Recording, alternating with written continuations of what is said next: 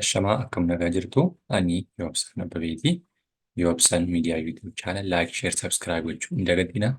Egaa akkuma yeroo kaanii barnoota gosa adda addaa waliin ilaalaa turre yeroo darbe keessatti gadaa kutaa 7ffaa waliin hojjetnee waliin ilaalaa turreerra. Namoonni baay'een keessan irraas akka irraa fayyadamtan karaa keessaa naaf bilbilaa turtanii warreen jalattis naa barreessitan illee ni jirtu.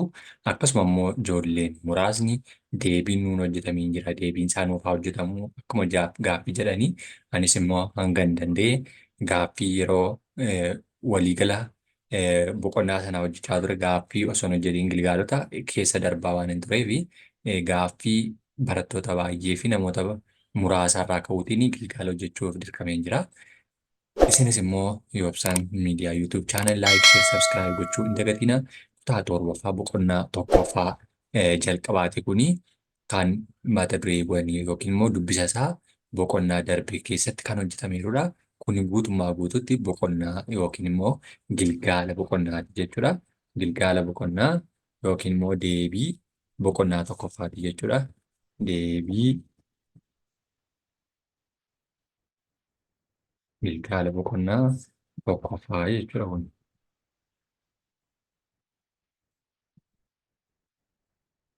Boqonnaa 1ffaa kutaa 7ffaa jechuudha. Kanaaf fi ammas immoo baay'een keessan waan irraa fayyadamtanii fi akkaataa bu'aa qabeessummaa isaa naaf barreessuu natti himuu hin dagatinaan isiniin jira. Kanaaf boqonnaa kana keessatti 1ffaa irraa kaasnee haga Gilgaalichi nuuf fixe ni waliin deemna jechuudha. Kanaaf gaaffilee armaan gadii deebisiidha. Deebisiin kun egaa 1ffaatti jalqabatti maaltu jira? Dhugaaf sobaan kaa'ee jira. Gaaffiin 1ffaa kunuuti. Ce'umsa doorii gara gadaa keessatti baalliin fardaan fudhatamaa yookiin immoo fudhatamaa isa jedhudha.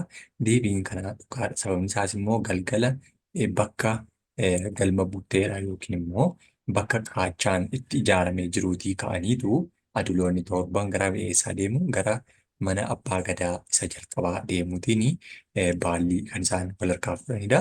Kanaaf deebiin isaa dhugaa ta'a jechuudha.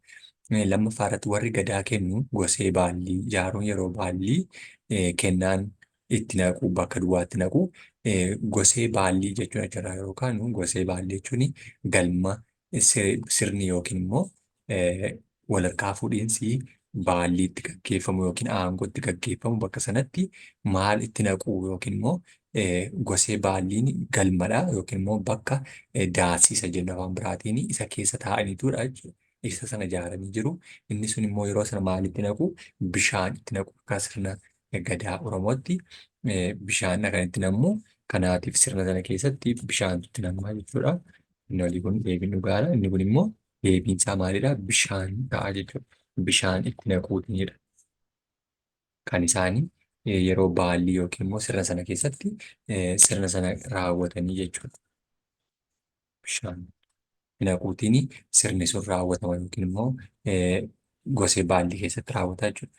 Inni kan biraani kanneen armaan gadii keessaa baallii walitti dabarsuu kan ibsu isa kamidha? Filannoodha jechuudha. Gaaffiin sadaffaa kuni sadaffaa kana keessatti egaa inni tokkoffaani aangoo karaa nagaa walitti dabarsanii kennuudha. Deebiin kanaa dhugaadha. Sababni isaa immoo aangoo dabarsanii walitti kennuudhaaf tokko kanneen doorii turan yeroo itti gara gadoomaatti dhufanidha.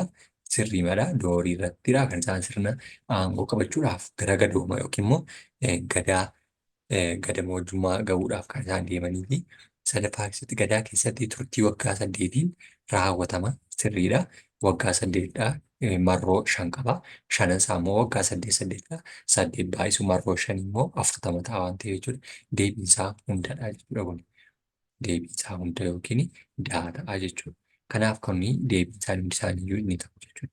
Kaa arfaffaarra jiru qophii baallii fuudhuu keessatti jiloota kamtu gaggeeffama? Jiloonni yeroo baalliin fuudhamu yookiin immoo mallattoon aangoo waliif laatamu gaggeeffamu keessaa inni tokkoffaani jila buttee, jila hulluuqoo, fuulloo, hoolliyyee, jila baallii hunduu deebiidhaan. Deebiin keenya hunda isaaniidha. Jila butteenis sirnuma kana keessatti qophii baallii fuudhuuf jedhu namichi baallii fuudhuuf jedhu dursa buttaa qadeetu erga ah, raawwate nyaachiseeti kan inni gara itti aanutti darbu inni keessaa bahus akkasuma qalee nyaachiseetu keessaa baha. Jila hulluuqoo fuulloo hoolliyyeen kunis akkasuma waadaa galuudha. Inni kun immoo waadaa galuu hulluuqoo yookiin immoo eeboo jalaa fi akkasuma loon jala hulluuqanii waadaa galuu isa jedhu agarsiisa. Jilli baalli immoo silmayyuu qophii sagantaa baalliidhaaf gaggeeffamu yeroo itti aangoo fudhachuuf jedhan kan gaggeeffamudha. Dirqama gaggeeffama waan ta'eef hundiyyuu ni raawwata. Deebiin keenya kunillee hunda taate jechuudha. Inni shanaffaan abbaan gadaa baallii kennu yeroo baallii isa dabarsu sirna kana keessa baallii jechuun aangoodha. Aangoo waggaa 8 bushee yeroo baallii isaa dabarsu maal jedhee eebbisaa jedhu kan jedhudha. Sirna kana keessatti maal jedhee eebbisa tokkoffaa irratti nagaadhaanidha kan inni gaggeessuuni. Nageenya nageenyaan na dabarsii. Nageenya naa dabarsii. Hormaata naaf dabarsii.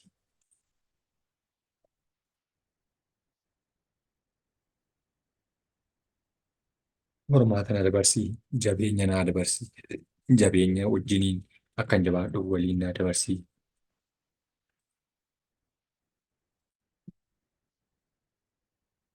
Jabeenya naa dabarsii.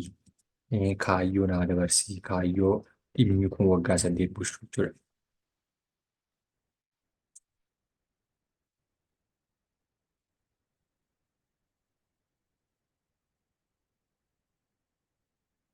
Suga.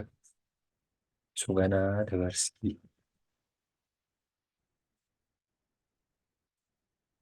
Lubbuun ilma dursii akka xumura irratti lubbuun maal nu godhii nu tursii.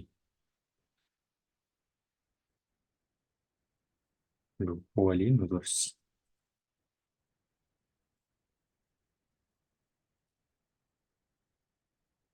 Nu tursii jedhaniitu maal godhu jechuudha.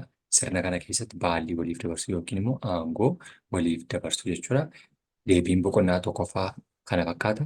Boqonnaa 2ffaa wal ilaallata jechuudha. Amma taasisnee boqonnaa 2ffaanis egaa sirnuma kana keessatti kan ilaalluudha. Ammas hin dagatinaa yoobsan miidiyaa yuutuub chaanel laayik sheer gochuu hin dagatinaa isin jedha.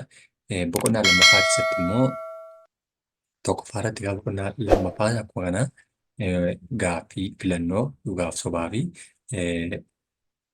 barreessii inni qabu waan ta'eef boqonnaa 2ffaadha kun jechuudha. Kan boqonnaa 2ffaa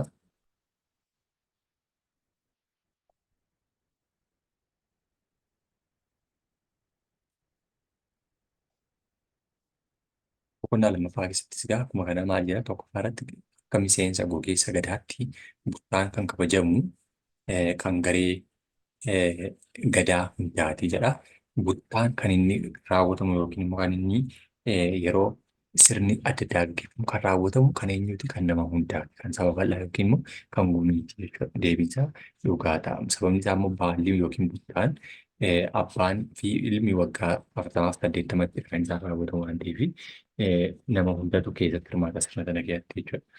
Inni lammaffaan sirna gadaa keessatti buttaa simannaa garee kamtu dhala. Kan simannaa garee warra kamtu qara warra baallii fudhatu warra yubatti ce'u lamaan isaanii keessaa isa kamtu fudhata jechuudha.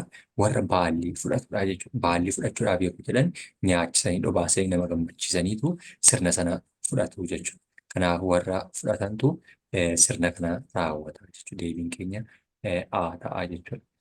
Inni sadaffaanii akkasuma sadaffaa keessatti kilooleen bara kana buttaa qalee yoo aangoo fudhatu waggaa meeqaan waggaa 8 booda gadaa kamitti aangoo dabarsee kennaadha. Kiloolee jechuun isaa sadaffaa irratti argamudha. Tokkoffaa irratti muudannaa michillee bifooleedha. Kilooleen kan inni itti dabarsu bifooleetti. Bifooleetti kan inni dabarsee bahu jechuudha. Waggaa 8 erga bulchee booddee gara bifooleetti dabarseetu aangoo gadhiisee bahaa jechuudha. Kanaaf deebiin keenya caataa jechuudha. Eenyu kilooleen kan inni waggaa 8 booddee aangoo laatuufi jechuudha. Inni kan biraanii arfaffaan sirna buttaa qaluu kanarraa maal hubatteedha? Sirna buttaa qaluu kana keessatti jila abbaa gadaa haaraan abbaa gadaa waggaa 8 bulchuu keessatti maal gochuu danda'udha? Aangoo yookiin immoo sirna kana keessatti kan inni raawwachuu danda'u kan nama hubachiisudha. Jila barreessaa yoo deeme jila abbaa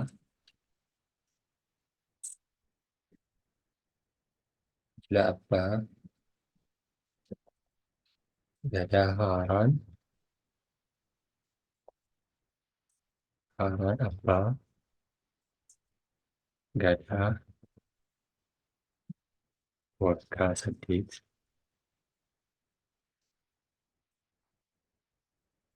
waggaa 8tiif bulche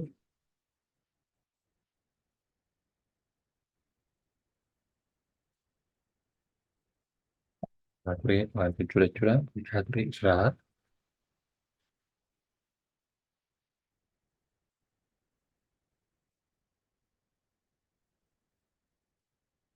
maatii gara gadaa abbaa gadaa yookiin immoo irraa gara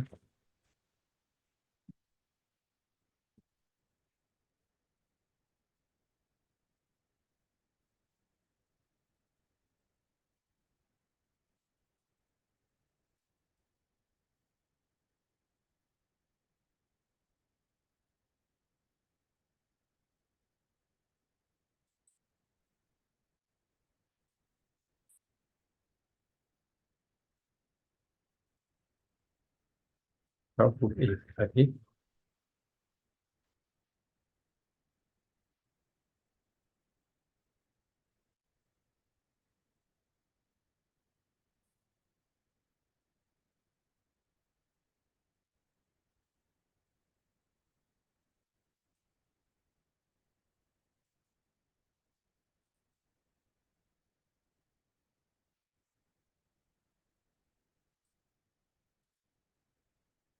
kana jechuudha. Sababni isaa immoo sirna bittaa qabu kanarratti jila abbaa gadaa haaraan abbaa gadaa waggaa 8 bulchaa ture irraa gara abbaa gadaa haaraa ta'uuf eebbifate fudhachuuf of qopheessu isa ta'uu isaa kan argisiisu jila bittaa kana keessatti jechuudha.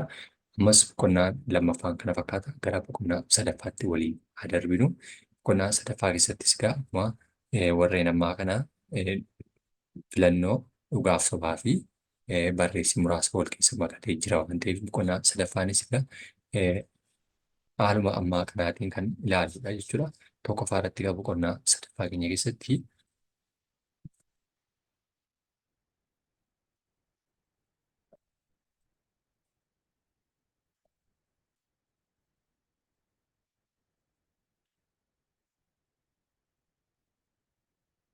boqonnaa sadaffaa kana keessattis tokkoffaa irratti maal jedhaa? Halluun Haajii Gadaa kan fa'idha. Halluu Haajii Gadaa kanneen jennu kan Abbaa Gadaa jechuudha. Haajii Abbaa Gadaa jechuun halluuwwan alaabaa Abbaa Gadaa keessatti tokkoffaan gubbaarraa gadi yoo deebisnu gurraachadha. Gurraacha.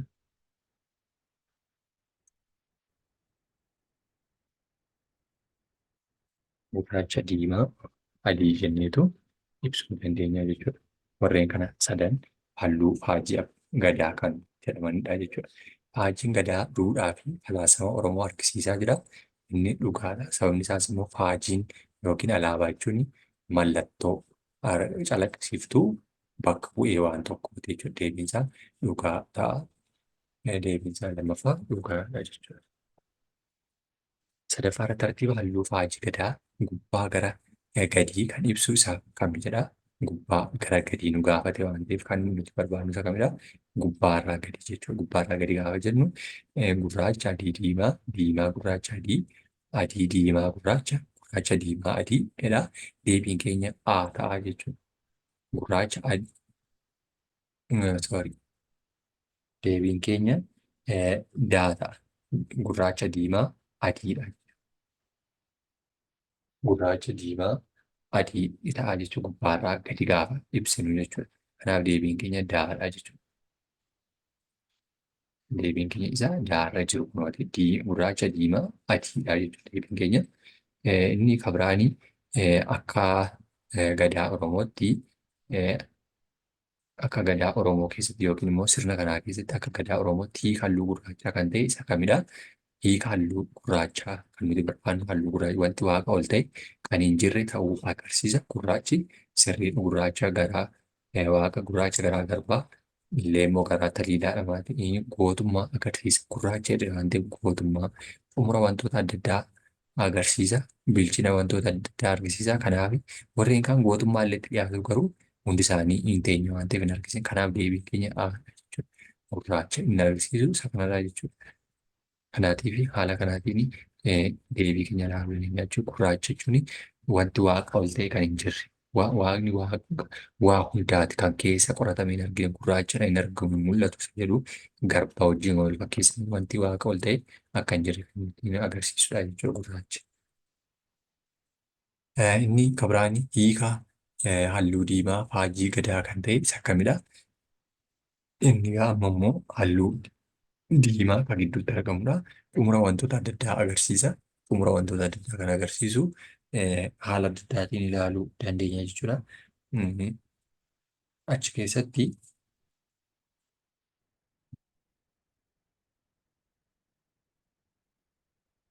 inni kun egaa deebiin keenya halluu diimaa faajjii gadaa kan ta'e isa akkamii kan jedhu keessatti xumura wantoota adda addaa agarsiisa. Beekumsa gahaa fi sadarkaa qophaa'ummaa gahaa agarsiisa. Wantoonni adda addaa yeroo eeggachuu dhiisuu agarsiisa. Deebiin sababni inni gaa kun keessatti isa kamtu deebii ta'a jennaan baatu deebii ta'a. Beekumsa gahaa bishaachuu isa jedhudha jechuudha. Bishaachuu qophaa'ummaa isa jedhudha. Xumura wantoota adda addaa kan agarsiisu adiidha.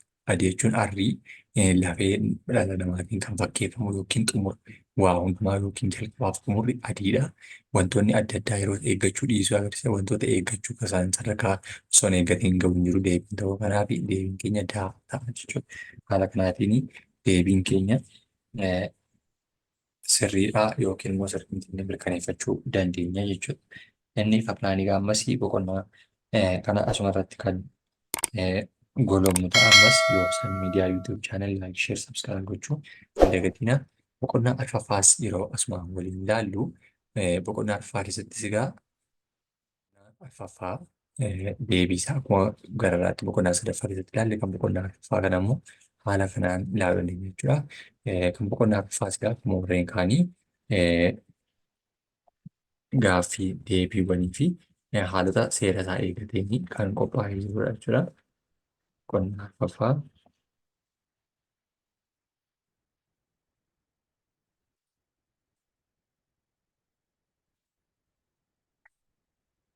Kanaaf isaan kana keessattis egaa akka sirna gadaatti aantummaan nama abbaa gadaa ta'uuf dorgomuu uummataaf ta'aa jira. Aantummaa jechuun jaallachuu yookiin immoo kabaja amanamummaa isa jedhudha jechuudha. Kanaaf deebiin keenya maal ta'a? Dhugaa ta'a jechuudha. Deebiin tokkoffaadhaatti dhugaadha jechuudha. Aantummaa kabajni yookiin immoo uummata amanamummaan abbaa gadaadha. Abbaa gadaa abbummataa isaa qofa osoo hin taane jaallatamummaan amanamummaan immoo uummatichaadha. Namni tokko abbaa gadaa ta'ee filamuuf sadarkaalee gadaa keessa darbuun dirqama miti jedha. Abbaa gadaa ta'uudhaaf jalqaba inni guddaan iyyuu jalqaba maal ta'uudha? Sadarkaalee keessa darbuu qabaatu dabballeedhaa kaasee hanga dooriitti darbuu dirqama isaa ta'e jechuudha. Deebiin kanaa sobaadha jechuudha. Sadarkuun isaa immoo waan keessa darbuu qabu osoo keessa hin darbiin namni kamiyyuu aangoo qabachuu hin danda'u waan ta'eef seeraan beeku taanaan sirna sanaan beeku taanaan aangoo qabachuu hin danda'u. Sadaffaan namni abbaa gadaa ta'ee filamu uummata isaatiif amanamaa ta'uu qaba jedha. Deebiin kana dhugaadha. Sababni isaa immoo namni tokko aangoo itti laatame hawaasicha tajaajila waan ta'eef hawaasa gaafa tajaajilu immoo amanamaa ta'uun dirqama isaati jechuudha. Kanaaf dirqamni namni tokko abbaa gadaa ta'uudhaaf qabu keessaa inni tokko amanamaa ta'uun immoo uummataafis ofiifis ni barbaachisa waan ta'eef deebiin keenya dhugaadha jechuudha. Sirna gadaa keessatti yeroo namni abbaa gadaa ta'uuf dorgomu itti qoramu maaliif jiraate? Tokkoffaa hojii qabatamaa namichaa ilaaluuf guyyaa filannoo dheeressuu akka namichi garee hin ijaarranneef hunduu deebiidha. Deebiin keenya aadaa jechuudha. Innis immoo hojii qabatama namichaa ilaaluufidha malee tokko yeroo garee ijaarrachuu baate hawaasni duraan gaarummaa isaan qabu taanaan namni kamiyyuu baay'ina harkaatiin yookiin immoo nama jaallatamummaa addaa sobee jaallatamu yookiin waliin dhahee nama filamuuti. Yeroo filannoo dheeressuu inni filatu. Yeroo isaa guyyeenyaa inni bu'a aangoo gadhiisee akka namichi garee hin ijaaranne fi garee ijaarrachuunis hin barbaachisu. Kanaaf deebiin keenya aadaa jechuudha. Shanaffaa keessatti namni ciminni dhuunfaa namni abbaa gadaa ta'e filamuuf deemu tokko qabaachuu qabu isa kamidha? Namni abbaa gadaa ta'e yookiin immoo aangoo qabachuuf deemu tokko ciminni dhuunfaa isaatti qabu keessaa inni tokko gootummaa qabaachuu qaba. Dandeettii nagaa buusuu qabaachuu qaba. Beekumsa aadaa hawaasaa beekuu qaba. Hundaadha jechuudha. Hunda isaanii beekee jennaan gahaadha namni kun dhuunfaa isaatti cimaadha yookiin immoo dandeettii waa tasgabbeessuu rakkoo biyyaa furuu qaba waan ta'eef jedhama. Deebiidha jechuudha. Namni tokko abbaa gadaa ta'uuf sadarkaalee gadaa bakka duwwaa hanga bakka duwwaa jiran keessa darbuu qaba. Asitti dabballeedha. Dabballeedhaa kaasee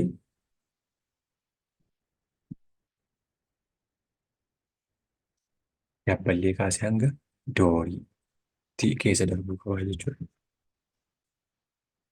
Dabballeedhaa kaasee hanga dooriitti keessa darbee kan inni aangoo qabachuu danda'u yookiin immoo bulchaa hawaasaa ta'uu danda'u jechuudha. Inni kabiraanii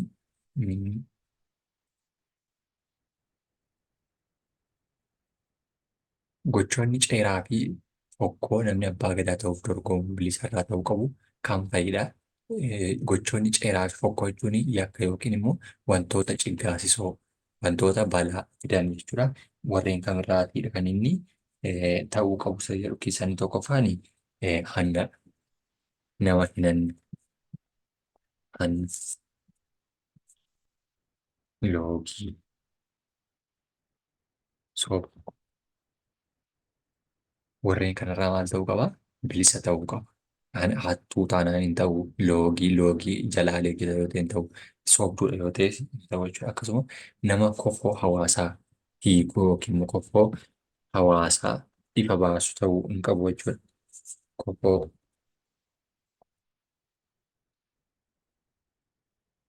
uummataa hin saaqni ta'uu qaba jechuudha.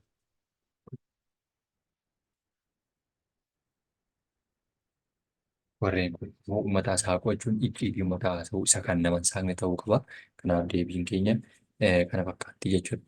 Egaa inni kabiraanii kanatti aansinee boqonnaa 5ffaa kutaa 7ffaa kan waliin hojjennu ta'a jechuudha. Ammas yoobsan miidiyaa yuutuub chaanal laayik sheer sabskiraayib gochuu hin dagatiina. Egaa boqonnaa 5ffaa keessattis akkuma kana gaaffiiwwan mataa isaanii danda'anii qabaatu jechuudha. Isaanis immoo kuraatii deebii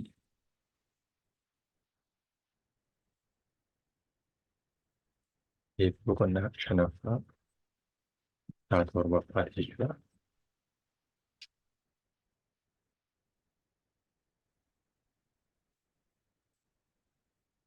Kophaatti yeroo galtee hamtuu fi waraanni biyyatti dhufu abbaa gadaa seera hojiirra oolchuun dafee furmaata barbaada. Deebiin keenya dhugaadha. Dhugaa sababni isaa immoo furmaata kan laachuu danda'u abbaan gadaa biyya bulchaa jira waan ta'eef gahee inni furmaata hawaasaa fiduu danda'udha. Hojiilee abbaa gadaa keessaa wal dhabdee gurguddaa furuun isaaf ijoodha. Hojiiwwan gurguddoodha yeroo jennu namni tokko dirqama rakkoo hawaasni kan biraan furuu hin dandeenye inni aangoos qabaatu aangoo sana fayyadamee namoota waliin hiikuun dirqama sana ta'e jechuudha. Sababni isaa nama dandeettii rakkoo ulfaataa ta'e hawaasa wajjin mari'atee hiikuu danda'u waan ta'eef jechuudha. Inni sadaffaa irratti gahee fi itti gaafatamummaa hawaasa tokko keessatti abbaan gadaa qabudha. Gahee fi itti gaafatamummaa abbaa gadaa kan hin taane isa kamidha? Seera to'amee lallabuu, nagaa biyyaa eeguu, gibira guuruu, yeroo barbaachisetti waraana labsuudha. Deebiin isaa caala gibira labsuu, gibira sassaabuu keessatti abbaan gadaa gahee hin qabaatu. Sababni isaa immoo inni hojii biraa hojjeta malee gibira kan sassaabu kan biraati jechuudha. Kanaaf deebiin isaa caala. Inni arfaffaanii sirna gadaa keessatti seera tumuu irratti eenyutu hirmaata? Namoota yeroo seerri tumame kana hirmaatanidha. Tokkoffaadha hawaasa bal'aa dirqama hawaasni bal'aan seera bahee seera tumame seera fooyya'e keessa taa'ee dhaggeeffachuun isaa dirqamadha jechuudha. Abbaan gadaa immoo silayyuu mataa hawaasaa ta'e tajaajilu luboota. Luboonnis akkasuma keessa jiru waan ta'eef hunduu deebiidha. Deebiin keenya hundadha. Gareen hundi isaayyuu keessaa hirmaachuu qabaachuu. Seera abbaa gadaatiin lallabamee eenyutu hojiirra oolcha? Seera abbaa gadaadhaan lallabame kana yookiin immoo tumamee bahe kana kan hojiirra oolchan kan itti tajaajilamanii eenyudha? Warra dabballee hawaasa bal'aa abbaa gadaa baaficaa deebiinsa baaficaa. Sababni isaa immoo dabballeen hojiirra oolmaa seerotaan beeku.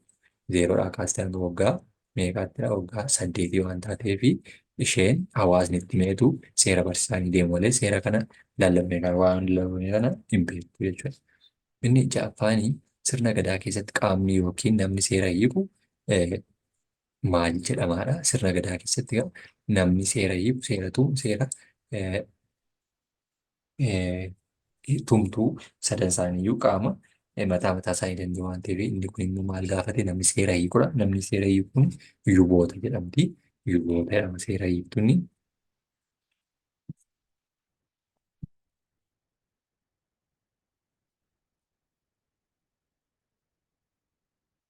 Lubootadha. Luboonni kun immoo akka naannoolee biraatti saakilan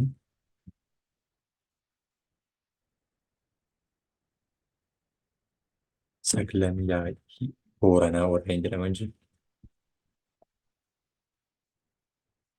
Sagalan yaa'ii Booranaa jedhamu. Sagalan yaa'ii Booranaa jechuun kun immoo of jalatti sadii kan qabaatanidha. Sadiin isaanii kun immoo sadii sadii sadiidha. Garee sadii jechuun sadiin isaanii sagal kan qabaatanidha. Kanaaf luboota jedhamu. Gahee fi itti gaafatamummaa abbaan gadaa keessaa afur barreessidha. Gahee isaa keessaa tokkoffaan daangaa eeguu.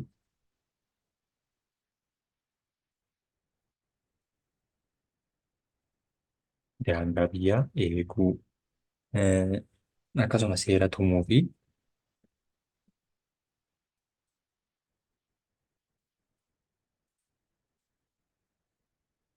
seera fooyyessuu, seera haaraa baasuu,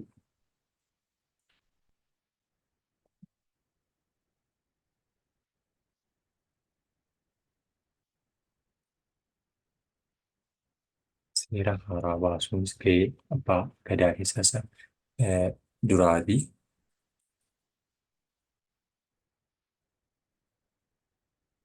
Haaraa baasuu.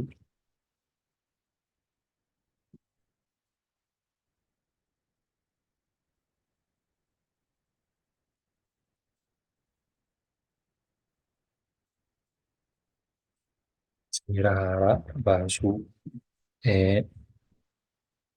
Hawaasa yookiin immoo nageenya hawaasaa eeguu.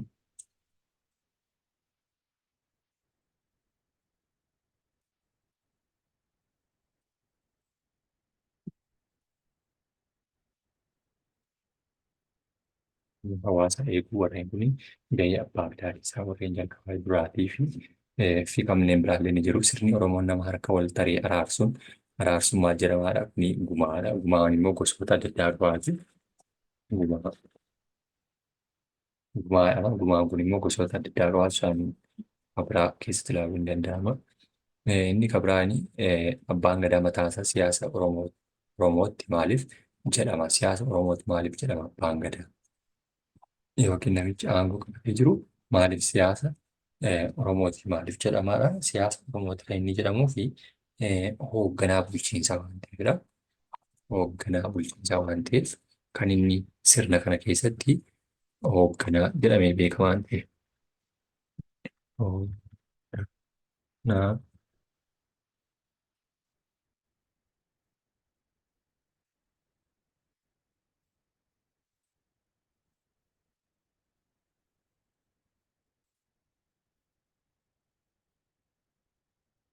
gadaa yookiin immoo gadaa guddaa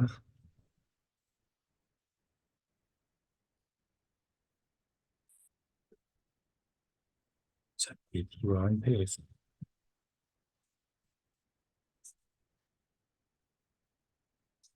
hoogganaa waggaa 8 dirqama isaatti bulchaa waan ta'eef gahee inni hawaasa kana keessatti qabaatuuni Abbaan gadaa maqaa kana argataa yookiin immoo eh, sirna Oromoo keessatti isa kabajamaa fi isa jaallatamaa jedhameetu beekama jechuudha. Kanaaf kan 9ffaa jechuudha deebii kan kuni deebii kana yookiin immoo deebii gaaffii 9ffaa kanaati. Abbaan gadaa tokko bara bulchiinsa isaa keessatti itti gaafatamummaa ofii yoo baachuu dadhabe maal ta'a? Abbaan gadaa tokko seera ofiisaa yoo baachuu dadhabe seerri inni ittiin adabamu tokko ni jira. Seerri sunis immoo 8dha. 8 jechuun seera adabbii abbaan gadaa ittiin adabamudha. Seera abbaan gadaa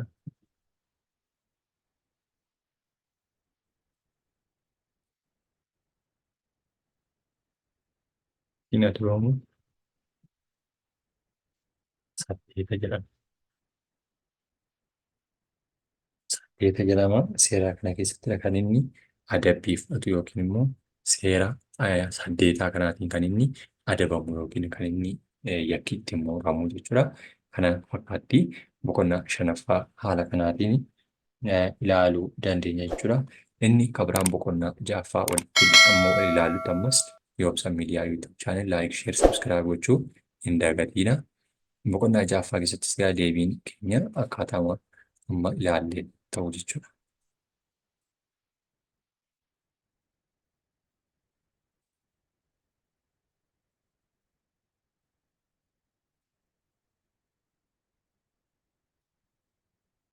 Deebii boqonnaa 6ffaati kun immoo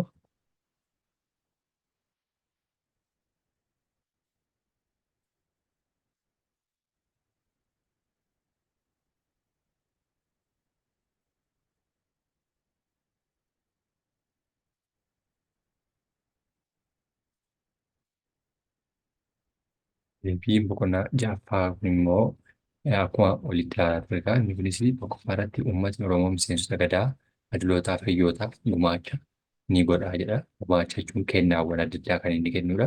Kuni kan dirqamaan ni jira, kan fedhiidhaan godhamuunis jira. Deebiinsa dhugaa ta'a jechuudha. Gosoota gumaataa gajjallaatti kan ilaallu ta'a. Inni lammaffaan gumaatni gadaa hundi keessummoota jila gadaa irratti hirmaataniif oolaa jedha. Hunda isaa hundi hin oolu. Sababni isaa immoo wantoota nyaataman, wantoota dhugataman yeroo sanaaf ni oola. Garuu hunda jenna osoo hin taane muraasni isaanii kan isaaniif hafuutu ni jira waan ta'eef hunda hin jennu. Kanaaf deebiin keenya kun soorataadha jechuudha. Tokkoffaa irratti dhugaa jenneerra. Sadaffaan kanneen armaan gadii keessaa gumaata gadaa kan ibsu isa kamidha? Gumaata gadaa jechuun kennaawwan yeroo gadaa sanaa kan kennamu keessaa tokkoffaa irratti kennaa gosaa fi miiloon taasifamudha. Sirriidha. Kan gosaa fi miiltoo keessaatti namoota jila irratti hirmaatan ittiin affeeruuf oola. Sirriidha. Lubni hanga yuuboomutti osoo hin rakkatin akka gaggeessuuf oola. Hunduu deebiidha jechuudha. Hundi isaaniiyyuu deebiidha jechuudha. Akkasumas deebii dhugaaf sobaallee nu deebisuu danda'a wanti tasuma jechuudha. Sababni isaa immoo hunda kennanii fixanii garuu maaliif oolan? Lubni yuubootni osoo haara hin rakkatiin akka gaggeessuuf oola jechuudha. Osoo lubni erga aangoo qabatanii hanga keessaa bahuuf gaa'etti akka isaan hin rakkanne jechuudha. Inni kabiraan arfaffaa irratti gumaata daraaraa kan ibsu isa kamidha? Gumaata daraaraa kan nuti jennu gosoota bunaa fa'aa keessatti kan of keessatti hammatudha. Isaan kana keessatti ilaallu bifa daraaraatiin gumaata gadaa kennamanidha. Gumaata kan akka bunaa fi jalatti of jalatti hammata. Gumaata kabaja qabudha. Hunduu deebiidhaadha. Deebiin keenya asirratti xiqqoo ishee wal dhahaa wayii kan fakkaatu jira.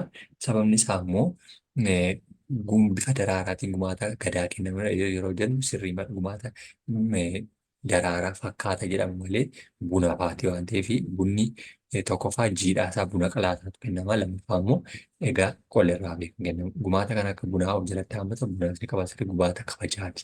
Bunni kabajadhaa keessummootaaf oola waan ta'eef hundumtiyyuu deebii ta'a jechuudha. Shanaffaan gumaata gadaa kanneen ta'an maal faayidaadha? Gumaata gadaa kan ta'an tokkoffaa irratti isa dirqamaa kaattoo jedhama. Tokkoffaa irratti isa dirqamaa kaattoo. Tokkoffaa irratti kaattoo jedhama. Lammaffaan aannanii fi Aannanii jechuudha. Inni sadaffaani horii, gumaata horii, gumaata daraaraa,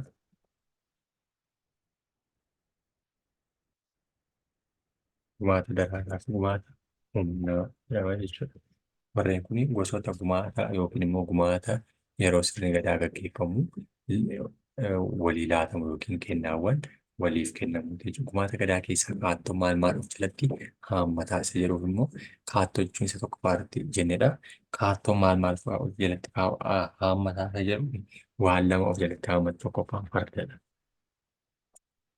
Farda kennaa fardaa kan kennamu yookiin immoo gumaata fardaati. Gumaata fardaa fi gumaata loonii kan inni of jalatti haammatee jiru jechuudha. Gumaata loonii. Gumaatawwan kana of jalatti kan qabatee jira. Gumaatni gadaa maaliif oola? Gumaatni gadaa maaliif oola jedhu keessatti gumaatni gadaa aangawoonni gadaa filaman qabeenya akka hin qabne waan beekamuu fi akka isaan ittiin tajaajilamaniif akka isaan ittiin sosocho'aniif kan isaan gargaarudha jechuudha. Aangawoonni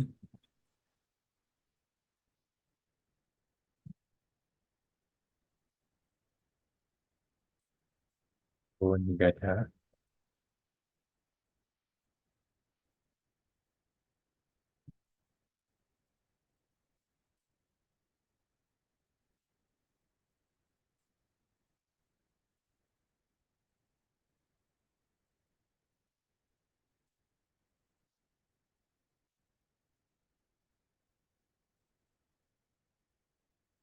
illee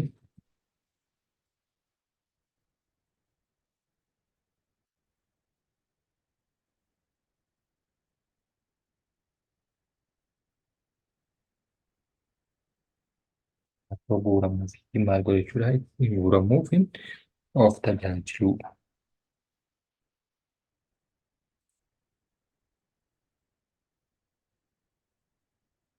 Akka guuramuuf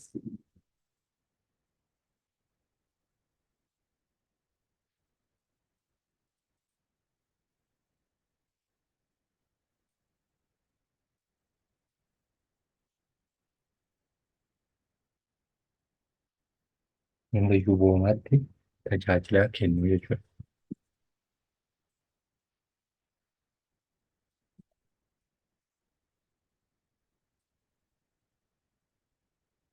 Kanaafuu jechuudha bisheenii gumaataa kun aangawoonni gadaa filaman qabeenya kan hin qabne yoo ta'e illee kaattoo guuramuuf fayyadamu hanga yuuboomaatti ittiin tajaajilu jechuudha. Ittiin tajaajilu yookiin itti tajaajilamuu jechuudha. Kanaaf gahee isaanii keessaa inni guddaa fi inni jabaa kanadha jechuudha. Yoobsan miidiyaa yuutuub chaanel laayik sheer sabskiraayib gochuu hin dagatina. Aga boqonnaa ja'affaatti kan waliin hojjenne ni ta'a. Gaaffii fi yaadaa fi qeeqa qabdan irratti hundaa'uutiin immoo boqonnaa ja'affaatti kaasee haga 12ffaa yeroo tokko kan waliin hojjennu ta'a jechuudha. Hamma maatti kan waliin turree dogoggora jiruu fi wantoota irra darbame yoo jiraate naaf barreessuu hin dagatina. Galatoomaa ulfaadha.